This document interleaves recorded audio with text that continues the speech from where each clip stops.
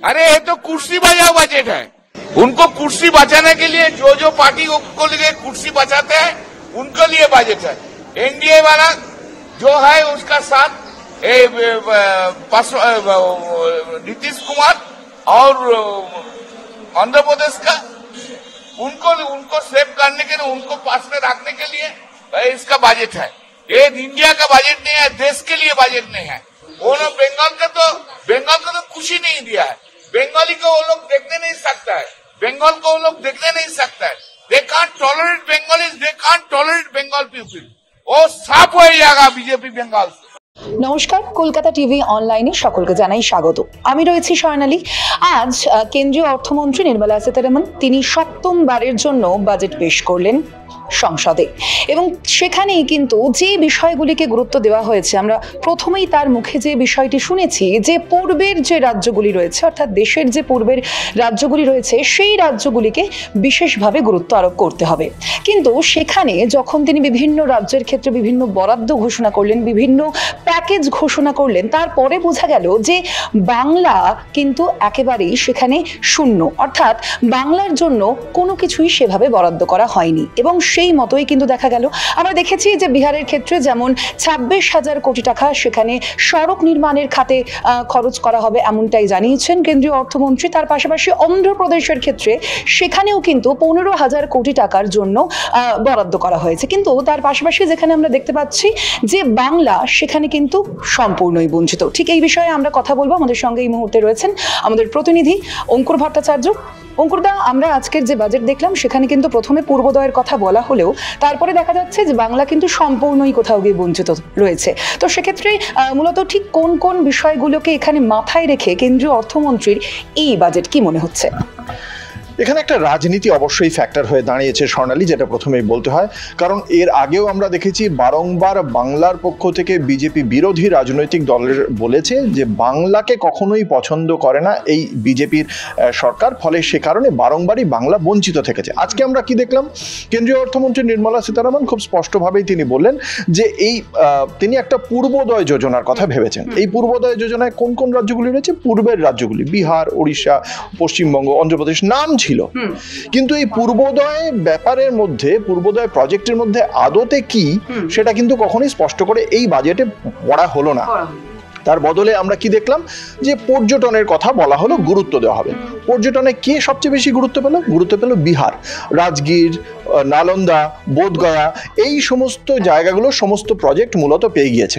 বাংলা কি পেয়েছে? কলকাতা থেকে অমৃতসর একটি বাণিজ্য সড়ক পেয়েছে বাংলা। এর বাইরে বাংলার জন্য আমরা কিছু শুনতে পাইনি। অথচ যদি পর্যটনের কথা, যদি স্পিরিচুয়াল ট্যুরিজমের কথাও বলা হয়, সেক্ষেত্রে বাংলার কিন্তু প্রচুর ক্ষেত্র রয়েছে, বাংলাতে শক্তিপীঠ রয়েছে। আর যদি সাধারণ পর্যটনের কথা বলা হয় তাহলে ওপরে পাহাড় রয়েছে, নিচে সমুদ্র রয়েছে, ম্যানগ্রোভ ফরেস্ট রয়েছে, সবটাই রয়েছে। ফলে সেক্ষেত্রে বাংলার পর্যটনে একদমই গুরুত্ব দেওয়া হলো না। দ্বিতীয়ত একটি সড়ক দেওয়া হলো, সেই সড়কের বাইরে আমরা কিছু পেলাম না। আমরা যেটা দেখলাম, যেটা তুমি প্রথমেই দর্শকদের জানালে, যে দুটি রাজ্য সবচেয়ে বেশি পেল তারা কারা? তারা রাজনৈতিক শরিক দল, তাদেরকে না দিলে তার সরকার পড়ে যাওয়ার আশঙ্কা থেকে যায়। সেই আশঙ্কার জায়গা থেকেই বিহার অর্থাৎ জেডিইউ এবং অন্ধ্রপ্রদেশ অর্থাৎ চন্দ্রবাবু নাইডু টিডিপি, তাদের দুজনকে খুশি করতে অন্ধ্রপ্রদেশের নতুন যে রাজধানী হচ্ছে অমরাবতী, তার জন্য আরো 15,000 কোটি টাকা দেওয়া হলো। আর বিহারে দেওয়া হলো 26,000 কোটি টাকা রোড প্রজেক্ট, সড়ক প্রজেক্ট। এবার যদি আমরা দেখি আরেকটি গুরুত্বপূর্ণ জায়গা, প্রাকৃতিক দুর্যোগ। প্রাকৃতিক দুর্যোগে বারংবারই এই পূর্বের রাজ্যগুলোর পাশাপাশি উত্তরের রাজ্যগুলো বারংবার ক্ষতিগ্রস্ত হয়েছে। যদি আমরা দেখি যে পশ্চিমবঙ্গের পক্ষ থেকে রাজ্যের মুখ্যমন্ত্রী মমতা বন্দ্যোপাধ্যায় বারংবার বলেছেন যে যখন এই ড্যামগুলো খুলে দেওয়া হয় তখন যেন দুটি রাজ্যের মধ্যে একটা সমন্বয় তৈরি হয়, নইলে বিহার ঝাড়খণ্ডে যখন ড্যাম খোলা হচ্ছে বা বন্যা হয়ে যাচ্ছে তার জন্য ক্ষতিগ্রস্ত হচ্ছে এই বঙ্গ, যখন সিকিমে বন্যা হচ্ছে, যখন অসমে বন্যা হচ্ছে তার জন্য ক্ষতিগ্রস্ত হচ্ছে পশ্চিমবঙ্গ।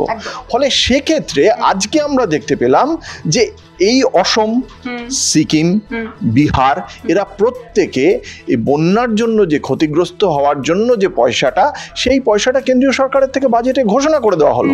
অথচ আমরা যে ক্ষতিগ্রস্ত হচ্ছি বাংলার জন্য একটি পয়সাও বরাদ্দ করলো না। ফলে সেই জায়গা থেকে এটা খুব স্পষ্ট যে পশ্চিমবঙ্গের দিকে মুখে একটা কথা বলা হয়, পূর্বোদয় যোজনা বলা হলো, কিন্তু বন্যা হোক বা পর্যটন কোনো জায়গাতেই পশ্চিমবঙ্গের কথা মাথায় রাখলো না কেন্দ্রীয় সরকার। একটি মাত্র বরাদ্দ যেটা জুটেছে একটি বাণিজ্য সড়ক কলকাতা থেকে অমৃতসর। সেক্ষেত্রে বোঝাই যাচ্ছে অঙ্কুরদা যে কোথাও গিয়ে কিন্তু বাংলা সম্পূর্ণই উপেক্ষিত থেকেছে আজকের এই বাজেটে।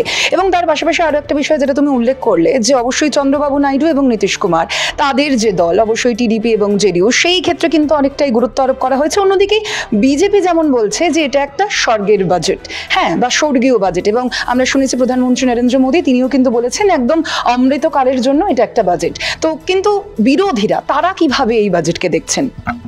এই বাজেটকে একেবারেই আজকে তৃণমূল কংগ্রেসের পক্ষ থেকে বলা হয়েছে এই বাজেট কেন্দ্রীয় বাজেট হয়নি, এটা আসলে অন্ধ্র আর বিহারের বাজেট হয়েছে, তাদের তোষণ করার জন্যই বাজেট হয়েছে। এবং এই বাজেটে যদি আমরা দেখি, এই বাজেটের আগে আমাদের প্রত্যাশা কি ছিল? মূল্য বৃদ্ধি। যদি আমরা বাজারে যাই এই মুহূর্তে শুধু সবজিতে মূল্য বৃদ্ধি 26%, কিন্তু সেই মূল্যবৃদ্ধি কমানোর জন্য কি পদক্ষেপ আমরা জানি না। এবার বলা হয়েছে যে 9.2% হচ্ছে গিয়ে কর্মসংস্থানের ঘাটতি, মানে বেকারত্ব রয়েছে। তাহলে সেই জায়গা থেকে কর্মসংস্থানের জন্য কি বলা হলো? বলা হয়েছে 1 কোটি ছেলে মেয়ের ইন্টার্নশিপের কথা বলা হবে। তাহলে সেই ইন্টার্নশিপটা কিভাবে হবে? সরকার তো নিজের সংস্থান, সে তো সমস্ত বিলগ্নীকরণের পথে হাঁটছে। যদি পুঁজিপতিরা চাকরি দেয় তাহলে সেখানে ইন্টার্নশিপ দেবে, সেক্ষেত্রে সেই পুঁজিপতিদের খানিকটা সহযোগিতা করবে সরকার। তাহলে লাভটা কার হলো? লাভটা তো হলো না কারণ। লাভটা ওই ইন্টার্নশিপদের কোনো চাকরি পাবে কিনা আমরা জানি না। 10 লক্ষ টাকা ঋণ দেওয়ার কথা ঘোষণা করা হলো যারা পড়াশোনা করছে, শিক্ষায় ঋণ। কিন্তু শিক্ষায় ঋণটা নিয়ে সে পড়াশোনা করলো, কিন্তু সে কি চাকরিটা পাবে সেটাই তো এখন অব্দি ক্লিয়ার নয়। 11.11 লক্ষ কোটি টাকা দেওয়ার কথা হয়েছে পরিকাঠামো নির্মাণে। এইটা নিলে একটা উৎপাদনের মাধ্যমে অর্থনীতির চাকা ঘুরবে। কিন্তু সরকারের এই মুহূর্তে রাজকোষ ঘাটতি 4.9%, এবং এই বাজেটে কোথাও কিভাবে আয় করবে সরকার তার কোনো নতুন রূপরেখা দেখাতে পারেননি কেন্দ্রীয় অর্থমন্ত্রী। ফলে সেই জায়গা থেকে এই বাজেট আদৌ কতটা সঠিক, বিরোধীদের এই প্রশ্নকে সঙ্গত বলেই আমি মনে করি। একদমই। আপাতত ধন্যবাদ তোমায় অঙ্কুরদা। আমরা কথা বললাম অঙ্কুর ভট্টাচার্যের সঙ্গে। অবশ্যই এবারের যে বাজেট 2024 থেকে 2025-এর যে অর্থবর্ষের যে বাজেট, সেই বাজেট সত্যিই কোনো নতুন দিশা দেখায় কিনা সেদিকে আমাদের নজর থাকবে। তবে তার এর পরবর্তীতে কিন্তু এখনো পর্যন্ত যেমনটা বোঝা যাচ্ছে যে যতই পূর্বোদয় যোজনা ঘোষণা করা হোক কেন্দ্রীয় অর্থমন্ত্রীর তরফ থেকে বা কেন্দ্রের তরফ থেকে, সেই পূর্বোদয় ঘোষণা অনুযায়ী কিন্তু বাংলা উপেক্ষিতই থেকেছে। অবশ্যই এছাড়া আরো বিভিন্ন খবরের আপডেট পেতে stay tune with Kolkata TV online.